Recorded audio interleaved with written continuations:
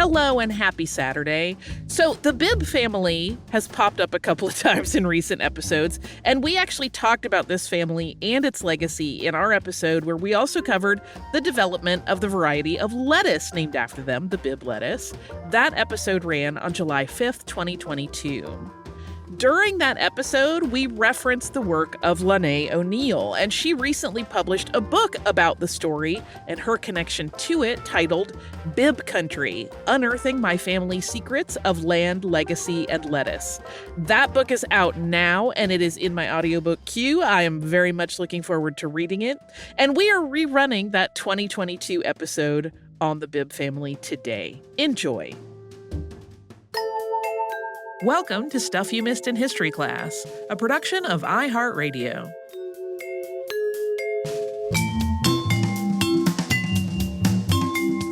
Hello and welcome to the podcast. I'm Holly Fry. And I'm Tracy V. Wilson. Tracy, this episode was supposed to be another installment of eponymous food. Yeah, it went a different way, though. It is not. It is a little. But as I got into the story of one of those foods, it really unfurled quite quickly into a much bigger and much more important story about the family of a man who cultivated lettuce in his later life. Just as a heads up, I promise there's another eponymous food coming at some point, but it's not today. This story is, I think, really important because it offers a snapshot of a very rich person's choice to emancipate his enslaved workforce, the way his family received that information, and how their legacy, both good and bad, is all tied to having enslaved people building their familial wealth. Heads up, we're going to read a lot from writings that were composed in the 1800s, so of course, some of the language there is a bit outdated. But first, we are going to talk about Bibb lettuce and the man who cultivated it. Yes. I love it when episodes go in totally different directions from what they were planned. Just a hard left. So John Bibb was born on October 27th, 1789 in Prince Edward County, Virginia. His parents, Richard Bibb and Lucy Booker Bibb, moved from Virginia to Kentucky when John was about 9 years old. We're going to get back to Richard in a moment and talk about him a lot more. They shifted around Kentucky for a bit. First, they lived in Fayette County, and then in Bullitt, where Richard Bibb purchased a salt works. Then they went to Logan County and established a large and successful farm. Bibb's early education was largely under Joshua Fry. That was a fellow Virginian who had moved to Mercer County, Kentucky. Fry's a pretty interesting figure in Kentucky history because when he moved there, he didn't think there was an adequate educational system. So he opened up a school out of his house. And then a lot of prominent people in Kentucky's history were educated by Joshua Fry. After his primary education, John Bibb studied law under Judge H.P. Broadnax. But before he could get his law career underway, the War of 1812 began, and the 23-year-old Bibb joined the 4th Kentucky Volunteer Brigade. He began as a private and was promoted to the rank of major after the Battle of Thames in October of 1813. Although the war continued into 1815, John Bibb was discharged just a month after his promotion and returned to Kentucky. And it's a little unclear, at least in the documents that I had available to me, why he was discharged so soon after being made major. It very well might have been a health issue, though. This is supported by the fact that although he passed the bar right after returning to Kentucky and opened his practice, he closed it down just a couple years later in 1816 due to poor health. In 1827, Bibb ran for a seat in the Kentucky House of Representatives as a Whig and won. He was reelected in 1828 and then ran for the Kentucky Senate, won again. He served in the state Senate for 4 years from 1830 to 1834. During that time, he also married Sarah P. Horsley. Their wedding was on August 24th of 1831. Bibb was an amateur horticulturalist, and in 1845, he purchased land to support his hobby. He built his home, Gray Gables, on a property in Frankfort, Kentucky on Wapping Street. That's usually touted as he built it for his wife. And it included a large greenhouse, and there was a substantial garden. And today that's known as the Bibb Burnley House, and it has a historical marker. And it was there that he started working with lettuce. Over time, Bibb developed something he called limestone lettuce. It was a lettuce that grew well in Kentucky's limestone-rich soil. It was naturally resistant to a number of pests, including plant lice. It's also really tender, and it grows in a pretty compact head. And Bibb was not cultivating this crop for profit. He gave most of it away. And it actually was not renamed Bibb lettuce and commercially sold until decades after his death, which happened in 1884. He had, during his late lifetime, given away both lettuce and seeds. That was in the latter half of the 19th century. And subsequently, area farmers had started growing limestone lettuce for themselves. In 1919, the Green Wine Greenhouse of Louisville was the first to sell the lettuce with the name Bibb attached to it. So that's the pretty benign story of where Bibb lettuce came from. Now we have to take a look at the deeper legacy of slavery within the Bibb family and John B. Bibb's role within that. To do that, we have to go back to his father, Richard Bibb. So there's a historical marker outside of Major Richard Bibb's townhouse in Russellville, Kentucky. It was placed there by the Kentucky Historical Society in 1975, and that marker reads, quote, Bibb, a Revolutionary War soldier, was born in Virginia, 1752. He came to Lexington, Kentucky in 1798, moved to Logan County the next year, where he built Bibb's Chapel. Later erected this house for his wife. Major Bibb freed 29 of his slaves in 1829 and sent them to Liberia. He died in 1839, and his will provided for the release of his other slaves and gave them land. Here's the more detailed story. Richard was born in Goochland County, Virginia, on April 13th, 1752. His parents were John Bibb and Susanna Bigger Bibb, and during the Revolutionary War, Richard joined the Continental Army and rose to the rank of major. When Richard moved his family to Kentucky, he brought with them a large number of enslaved people. He had actually been the second largest slaveholder in Prince Edward County, Virginia. In 1817, the American Colonization Society was formed in the U.S. Its goal was to provide an alternative to emancipation within the U.S. for Black enslaved people that had the option of being shipped to Africa. This has come up in several previous episodes, most recently in our episode on Paul Cuffey. There were supporters of this idea who believed that it would truly be a viable option for free Black people. There were also people who just saw this as a solution from a racist standpoint. It would get those free Black people out of the United States. Both abolitionists and pro-slavery white people used similar rhetoric about free Black people never truly assimilating into white society. So for the pro-slavery crowd, this was seen as a condition of emancipation. The emancipated person would then leave the country. Did not matter if they had been born and raised in the United States and had no real ties to Africa at this point. And Major Richard Bibb, so again, Lettuce, John Bibb's father, had at some point in his later life realized that the institution of slavery was wrong. This was a position that is usually attributed to his religious studies and becoming a minister. There are some versions of his life story that indicate that one of the people that he enslaved had been the one to encourage him to become a Methodist minister after he had initially been on a path to be an Episcopalian minister. And he had connections to the American Colonization Society. He was friends with Henry Clay, who was one of the society's founders. Richard eventually decided that the plan to relocate emancipated Black people to Africa was a good idea. So in 1829, he announced that he was emancipating 1/3 of his enslaved workforce on the condition that they would be sent to Liberia. There is a little bit of fractured logic about why only 1/3 were going to be manumitted, and it's sometimes cited as Major Bibb's reasoning here. He had just short of 100 enslaved people working for him in 1829. Some of those were entire families, self-contained within the Bibb family's holdings.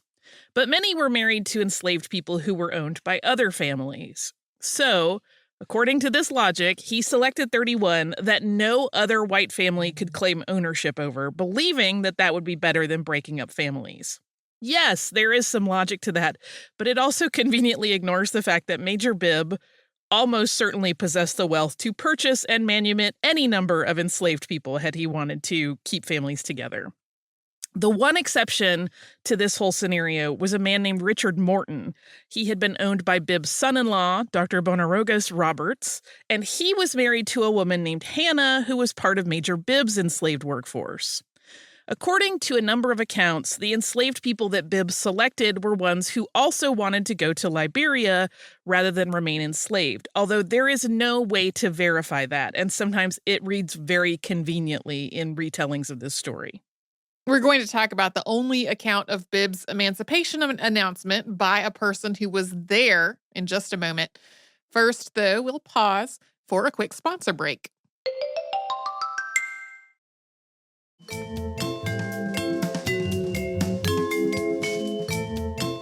So there is an account of that announcement that this group of enslaved people would be emancipated, and it is the only firsthand account that we have.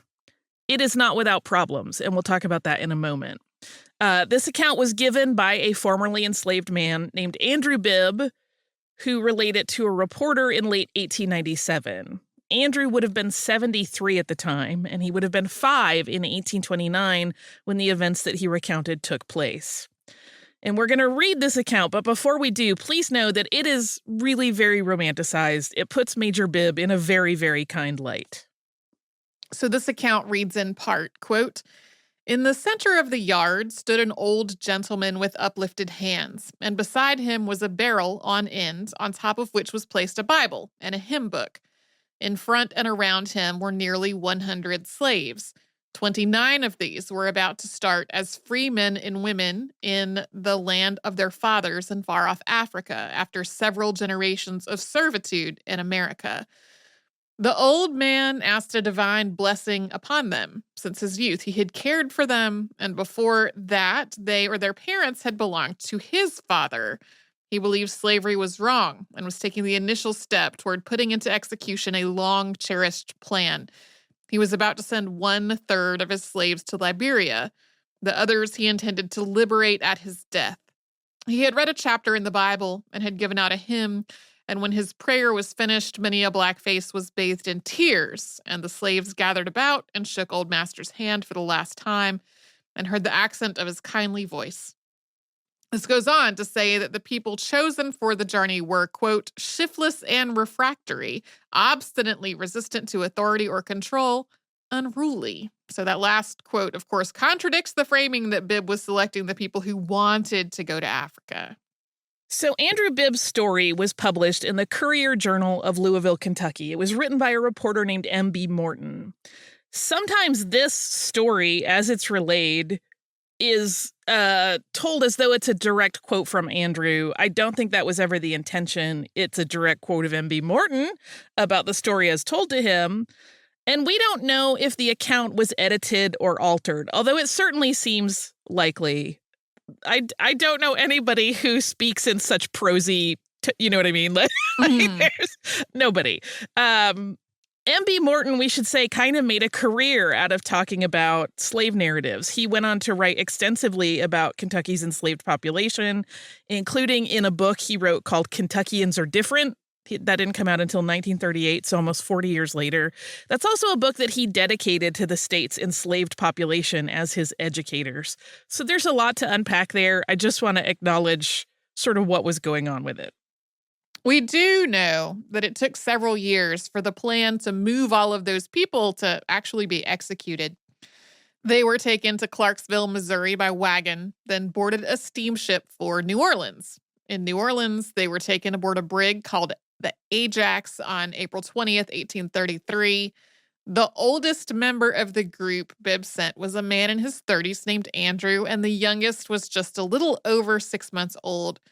All of them, according to research done by Michael Morrow, museum director for the Sikh Museum that now exists on Bibb's former property, all the people Bibb emancipated for this journey were the direct descendants of enslaved people known by the names Lucy and Keziah. That couple had been enslaved by the Bibb family going all the way back to Virginia. We also don't know exactly why it took 2.5 years to get them onto this ship after the announcement. That's all a little unclear in these retellings, and there doesn't seem to be like a journal or anything kept by any of like the wagon driver, anybody that explains why That took 2.5 years. Even then, that seems like an extraordinarily long time. The voyage of the Ajax was paid for with funding from the American Colonization Society and the Kentucky Colonization Society. And in addition to Lucy and Keziah's family from the Bibb properties, there were 118 other enslaved people being emancipated through this journey. They were mostly from Kentucky. There was also a white missionary and an agent of the Tennessee Colonization Society named H.D. King. This journey was really rough. There was a cholera outbreak on the ship, which killed several dozen people. Those numbers are usually quoted as between 30 and 40, but it's not 100% clear. A black minister named Abel Long visited Liberia years later, and he reported that he was unable to make contact with any of the people from the Bibb group, although he was told that 2 of the women had survived and had gone into the jungle to live. That account is very strange. I read it in one newspaper, and it's also very sensationalized. There's language I did not care to include here. The rest of the people who went appeared to have died. When Major Bibb died, as was indicated on that historical marker we mentioned earlier, he did, as promised, emancipate his remaining enslaved workforce. He once again indicated a desire for some of them to go to Liberia, and he also offered an alternate plan. Here's the pertinent passage from his will. Quote, I do hereby emancipate all of my slaves from and after the 1st day of January next after my death, and desire that all of them who have not wives or husbands in bondage be sent to Liberia. I give to my slaves hereby emancipated $5,000 to be divided out among them and paid out to them from time to time according to the discretion of my executors. And all of my stock of horses, cattle, sheep, and hogs, farming tools, wagons, and carts, and crops made the year of my decease, or that may be on hand, and each slave hired out to the hire due for the year in which I shall decease. I also give to said slaves all my lands which are unsold or undisposed of in the county of Grayson of this state. The land in the county of Logan conveyed to me by Benjamin Tompkins, Ralph E. Norse, and Robert Norse is to be divided among them at the discretion of my executors, and also the land in Logan conveyed to me by Mark Harden, and about 30 acres adjoining it. Conveyances to be made by my executors or either of them. And they are hereby authorized to sell and convey any of the land or either property hereby given to my emancipated slaves and divide or lay out the money for their benefit. I give to my Aaron the house and lots on which he lives in Russellville, and his carpenter tools as his portion of the legacies left my emancipated slaves. I give to my woman Clarissa's viz. That part of most remote from the dwelling house to include the smith's shop. Major Bibb then included a long list of names of the emancipated enslaved. They are listed only by first name.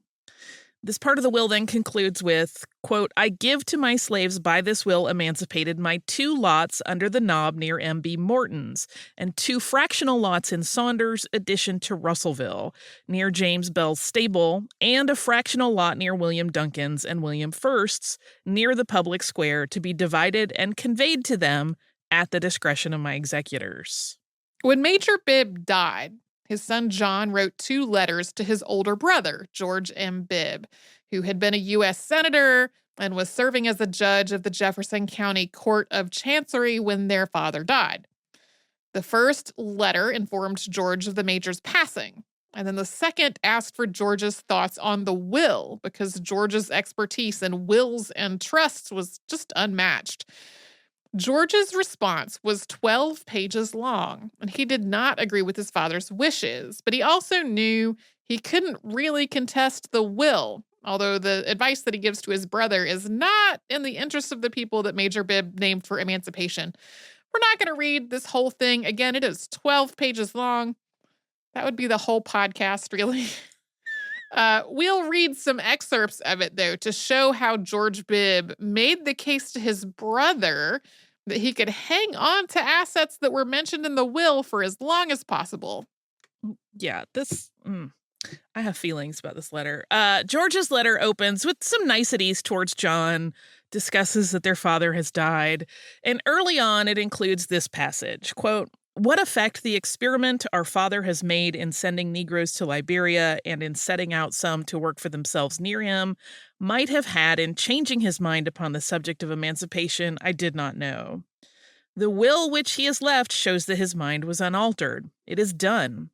Poor as I am, struggling at my time of life by the most intense application to the duties which does not afford any surplus at the year's end above the expenses of my family, yet I would not, for the property bequeathed by the will, for all the Negroes, nor the value 10 times told, insult the memory of our father by and attempt to set aside the writing he has published as his last will and testament.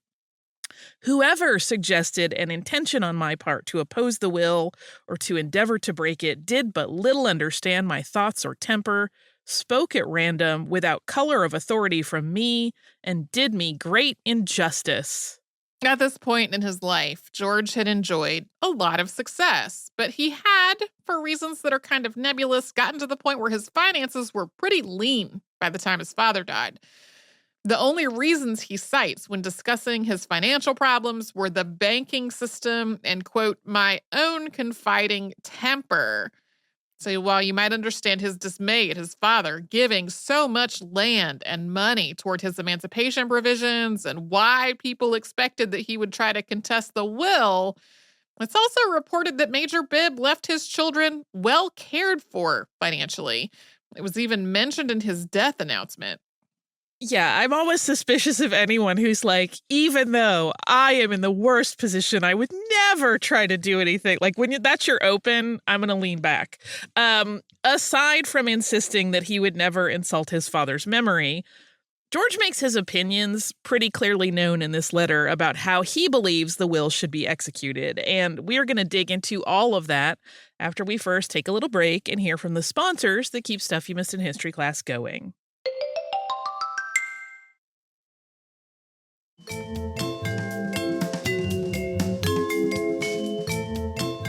George Bibb makes clear in his letter that he believed his father was wrong in emancipating slaves. He did not side with abolitionists.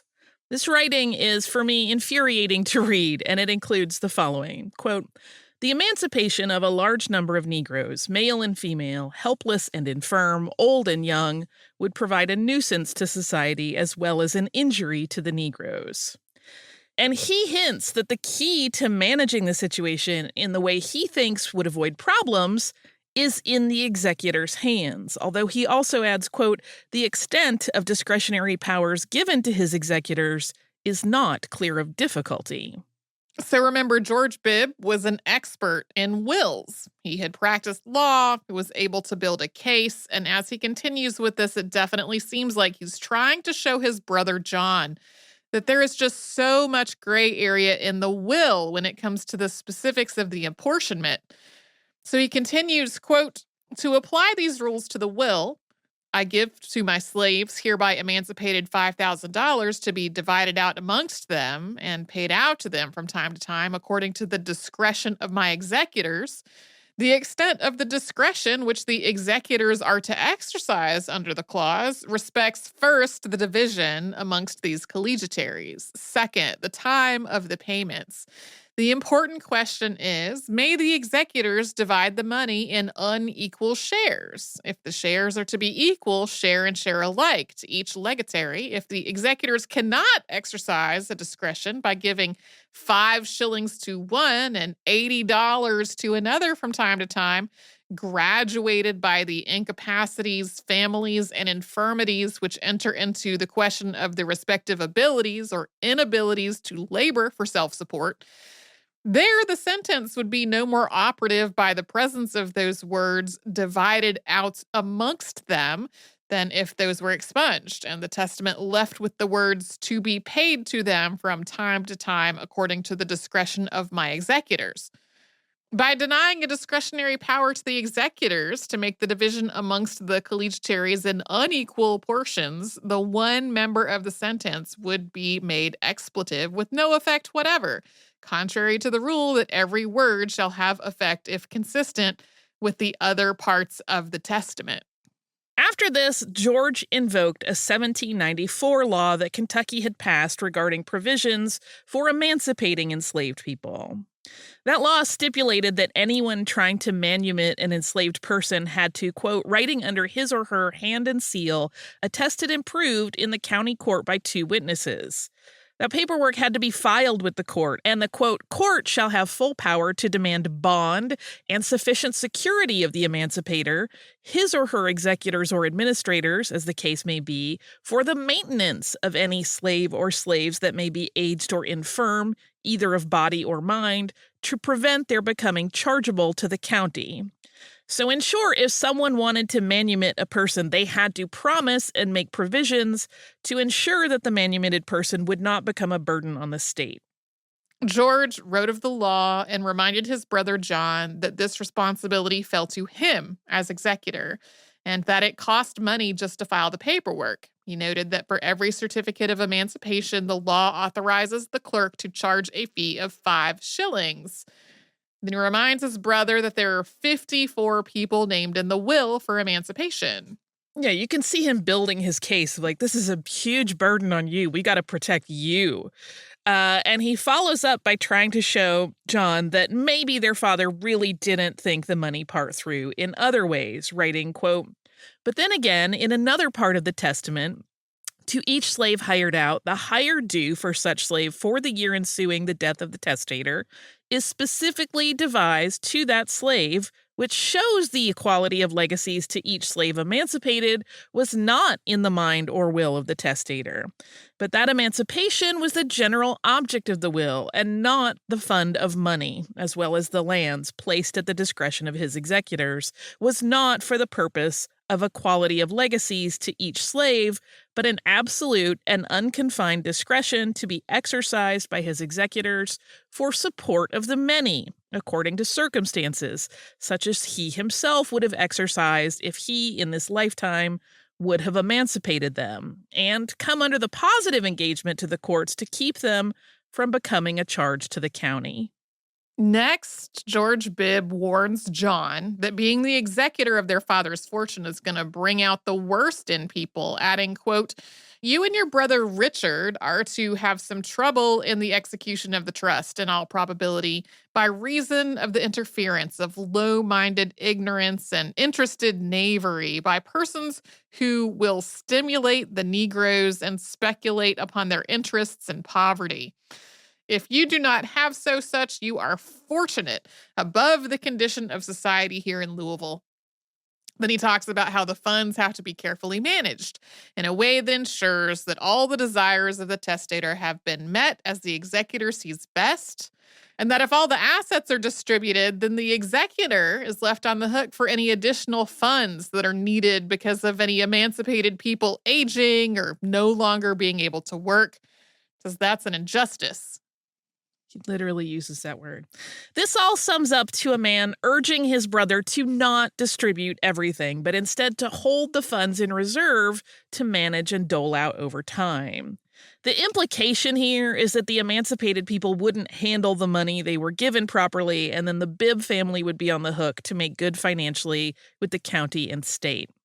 He spells this out pretty clearly in this passage. Quote, the time of payment and applications of the sum of $5,000 specifically denoted, being left by the will uncertain, to be judged by the executors, according to the circumstances, the executors cannot be chargeable for interest, unless for manifest delay and abuse contrary to the trust. If the executors exercise the power of selling the land, such funds so raised as shall not be divided or intended to be divided in their discretion, presently after received, ought to be put out to interest until such division shall become proper. We're going over this document and quoting it so closely because it's an important example of how anti-abolitionists could make a case that it was in everyone's best interests not to give enslaved Black people full emancipation or assets, even when it was somebody's will that they do so. It's also important because it informed decisions that shaped an entire community and in ways that are still felt today. John B. Bibb did take in this letter And he did start manumitting his father's enslaved workforce in waves, starting in February of 1840. It was about a month after that emancipation was supposed to start, according to the will. The first group was 10 people. They went as a group to the Logan County Courthouse for their freedom papers, and they did get them. And these were followed by additional groups. None of the emancipated people chose to go to Liberia. Many of them moved to the land that had been set aside for them in Major Bibb's will. It's an area that became known as Bibbtown. That's actually two communities, Upper Bibbtown and Lower Bibbtown. But even so, the actual deeds to those lands were not fully granted until the late 1870s, so nearly 40 years after Major Bibb had died. Presumably, some of those people that had been emancipated had died in that interim 40 years. Other people left the area and moved to larger cities like Louisville or out of the state entirely. And it's important to remember that even once those who stayed had been emancipated and were living on land that had been set aside by Major Bibb, even if they didn't own that land outright, these were still free Black people living in a slave state before the Civil War. It was not safe for them. There was always a risk of being re-enslaved or being targeted with violence. And we have to go back to the lettuce. Because in having been left very comfortable when his father passed, John B. Bibb was able to have leisure time with which to cultivate his plants and develop that limestone lettuce. Listen, no shade to Bibb lettuce. I like it. But that inheritance that afforded all of that was possible due to the work of the hundreds of enslaved people his father had owned over the years and who had worked on his land, enabling him to amass a huge amount of wealth. Major Bibb is often cited as one of the richest men in Kentucky. Today, Major Bibb's home is a museum, the Sikh Museum, which stands for Struggles for Emancipation and Equality in Kentucky. It's actually spread out among 6 buildings on 2 sites. The buildings have been restored, and the museum's mission is to tell the stories of the enslaved people emancipated by Major Richard Bibb. In 2019, there was a reunion at that museum, and anyone who was related to Bibb, both Black and white, was invited to attend. And that's because it is highly likely and widely believed that some of the enslaved children on the Bibb property prior to Major Bibb's death had absolutely been fathered by him. There are quite a few articles written about that reunion. A lot of them are very feel-good. But I would recommend one by journalist Lene O'Neill, which was written for the site Anscape, and it's titled The Bitter Harvest of Richard Bibb, A Descendant of Slavery Confronts Her Inheritance. It is a very frank piece of writing about the pain of such scenarios, things like this big feel-good reunion for some of the Black attendees. There's another reunion planned this fall. It's 2022. This is in September for Bibb's descendants, and there will be a new documentary debuted at that one titled Invented Before You Were Born, which examines the issues of the Bibb story and its legacy. And you can get more information about that at seekmuseum.org. That's SEEK museum.org. Mm-hmm. Not about lettuce. Sort of about lettuce. It's one of those things where you realize, like, oh, this cute story about food is really about the people that made it possible for a white guy to have leisure time to make that food.